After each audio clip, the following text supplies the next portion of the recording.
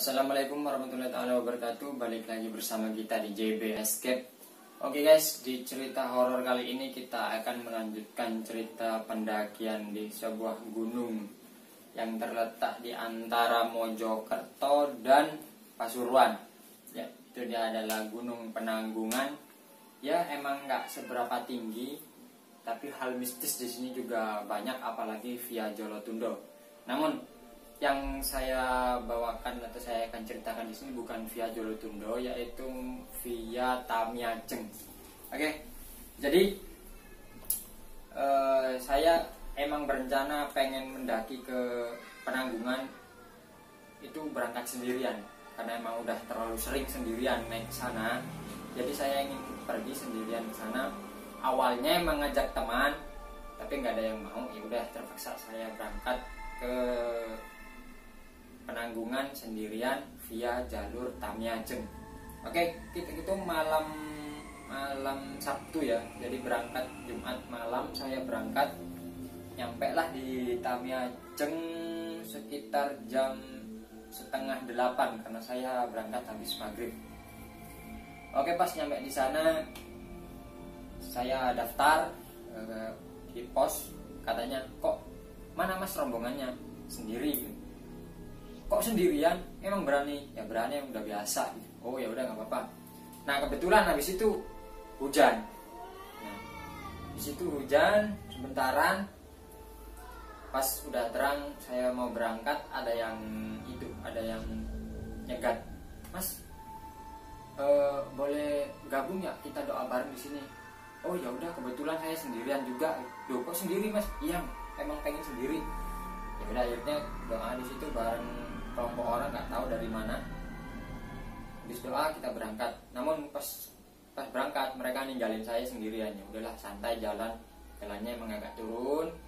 Taulah gimana jalurnya Penanggungan via Tamiajeng ya. Jadi pas jalan, nah ketika itu saya tibalah di suatu tempat banyak di kanan kiri itu pohon bambu. Itu saya sendirian. Pas lewat situ itu emang ya dibilang agak merinding sih, karena waktu itu emang saya lagi sendirian banget lah, nggak ada lagi rombongan di belakang, rombongan di depan itu udah nggak ada. Saya merinding banget di situ. Nggak mau mikirin hal-hal aneh-aneh, yang penting saya niat baik, jalan lanjut. Jadi setelah itu saya mendengar suara keras dari atas ya. Biasalah suara anak-anak pendaki yang emang cerongoan kalau bahasa Jawanya itu. Suara itu keras banget dari atas. Itu ngingetin. Awas. Nggak tahu awas apa.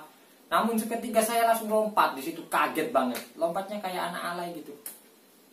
Ya gimana nggak kaget, karena saya itu benar-benar fobia dan takut banget sama ular. Dan kebetulan itu di bawah saya itu ada ular lewat. Jadi saya langsung loncat banget, kaget, melebihi kaget saya ketika melihat hal-hal aneh atau barang makhluk-makhluk halus. Serius, kalau masalah ular saya benar-benar takut.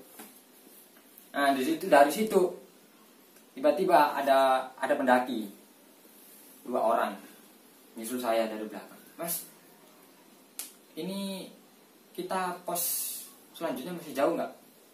Saya bilang, oh dekat kok mas. Tapi kalau ngomongin Puncak Bayangan itu masih jauh. Ya sekitar 3 jam lagi lah gitu kalau jalan normal. Oh oke mas. Masnya sendirian? Iya sendiri. Bareng yuk mas katanya. Oke bareng. Nah pas bareng tibalah kita di pos 2. Istirahat bentar, lalu lanjut lagi. Nah ketika mau ke pos 3, di situ kayak ada bayangan hitam di sebelah kanan nyalip mendahului kita. Terus saya emang tahu jelas banget itu bayangan kayak gitu. Terus dia ngomong sama saya, mas di sini sering kejadian aneh nggak? Maksudnya kayak ada anak hilang atau gimana? Kalau sepengetahuan saya mas, nggak tahu juga sih, tapi belum ada. Cuman kalau kayak anak tergelincir, jatuh itu banyak. Terus yang ada dilihatin makhluk-makhluk aneh itu banyak lah. Masa mas? Iya, saya jawab gitu. Masnya pernah? Bukan pernah, barusan. Saya bilang barusan tuh lewat di samping kita. Cuman saya diem aja. Yang bener mas. Dia nggak percaya. Ya udah, daripada repot-repot, kamu percaya nggak percaya udah jalan aja, terserah kamu lah. Percaya monggo, nggak percaya monggo. Tapi serius, tadi itu ada yang lewat di sini, bayangan hitam gede banget. Terus habis itu kita hampir nyampe di pos 3. Itu cuaca emang terang banget waktu itu, malam hari itu terang banget. Tapi pas kita istirahat di pos 3 itu hujan lebat banget, hujannya gede banget. Nah, di situ kita beristirahat 3 orang. Akhirnya kita mutusin 2 orang ini tadi mutusin buat masak mie di situ. Oke lah, monggo. Terus saya ditawarin, saya nggak mau karena emang masih kenyang banget, cuman butuh air minum. Nah, di situ pas mereka masak, kebetulan saya lagi nongkrong sambil minum. Itu bayangan lewat lagi di seberang kanan jalan, lewat lagi. Apa iya ngikutin? Terus nggak mau pikiran aneh-aneh. Mungkin emang makhluk-makhluk di situ emang lagi lewat. Itu aja pikiran saya. Tiba-tiba hujan berhenti. Mereka selesai makan. Saya tawarin mau lanjut gak? Kata mereka masih capek mas. Ya udah, saya mau lanjut sendiri dulu ya. Ya udah monggo mas katanya. Udah, akhirnya saya berangkat sendiri ke atas. Hampir nyampe di pos 4 di situ. Jalanan udah agak naik gitu. Hampir nyampe di pos 4. Di sana itu, di pos 4 itu memang benar-benar ramai banget. Ramai banget. Jadi kayak ada anak lagi masak, rombongan lagi masak. Pas nyampe situ, udah dekat, tahu-tahu nggak ada orang. Kok aneh, nggak ada orang, tadi lo rame banget, kelihatan dari bawah ada yang lagi masak, nggak ada orang. Tapi emang ada bekasnya lagi masak tuh, kayak bakaran plastiknya mie instan, kurang ajar banget, yang harusnya dibawa jadi sampah itu dibiarin di situ. Nggak tahu ini emang lagi habis masak atau emang sengaja dibuang di situ, nggak tahu juga ya. Tapi tadi emang banyak. Pas saya nyampe situ udah nggak ada orang. Akhirnya nyampe situ, saya ambilin tuh sampah, masukin kantong plastik, saya lanjut. Emang karena sendiri itu break itu emang udah bentar-bentar banget lah. Maklum kalau sendiri udah sering naik tuh, masalah break itu bisa diatur sendiri. Akhirnya nyampe lah saya di puncak bayangan. Di situ diriin tenda, dan waktu itu kebetulan badai gede banget. Badainya gede banget, angin. Nah, sampai di situ saya bangunin tenda sendiri, nggak ada yang bantuin. Terus karena angin yang gede, kesusahan mau minta bantuan, tapi yang lain juga masih repot, masih bangunin tendanya masing-masing. Akhirnya saya udah diem di situ masak mie. Ada yang nyamperin, mas, mau diriin tenda dah? Iya mas, nggak ada temennya, susah karena angin. Ya udah tak bantu. Nah, saya kira yang mau bantu saya itu emang orang yang udah berpengalaman naik gunung ya. Ternyata dia awam banget, bahkan buat dari tenda dia nggak bisa.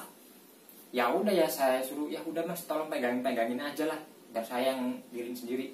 Udah, akhirnya setelah lama berdiri juga itu tenda, dan dia minta tolong mas bangunin tenda saya juga yang di sana. Nah, tujuannya tadi minta bantuan tapi bantu dulu. Iya, minta bantuan tapi ngebantu dulu. Ya udah, ayo. Pas saya samperin ternyata di situ cewek semua, dia cowok sendiri. Ya udahlah, dibantuin, udah berdiri.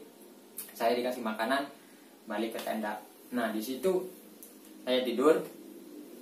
Pas waktu mau tidur itu ada yang ngedor tenda, kayak ya orang minta bantuan juga sih. Nah, cuman nggak ada suaranya. Harusnya sih pakai salam kayak atau mas atau pak atau apalah, terserah. Itu dikedor-kedor doang. Nah, pas saya buka, di situ samping kanan kiri depan belakang nggak ada tenda sama sekali, nggak ada orang juga, jaraknya itu emang agak jauh. Ya udahlah, masuk lagi, nggak ada orang. Mungkin orang tadi sengaja mau kencing atau apa gitu, nggak tahu. Pas saya udah PW, dikedor lagi. Saya keluar lagi, nggak ada orang lagi.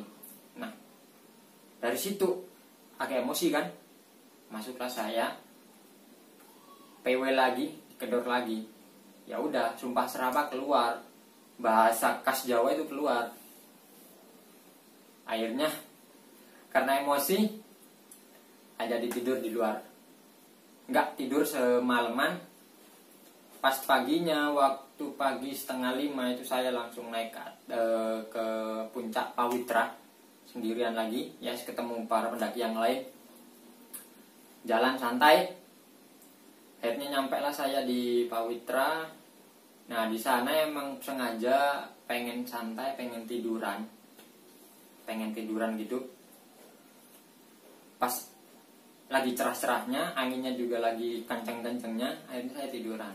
Nggak sengaja ngelihat di awan itu kok kayak tahu gitu loh gambarnya kayak gimana. Akhirnya saya ya udahlah, coba difoto. Udah dapat banyak. Selesai situ saya turun ke tenda. Habis turun ke tenda, beres-beresin barang buat turun lagi ke pos. Udah turun akhirnya langsung ke pos 4. Nggak ada hambatan, nggak ada halangan sama sekali, nggak ada hal aneh. Yang ditemuin cuman binatang kayak ayam bekisar apa ayam alas, nggak tahu. Kalau kata orang sini tuh ayam alas. Nah itu nemu yang kayak gitu, cuman susah kalau mau ditangkap.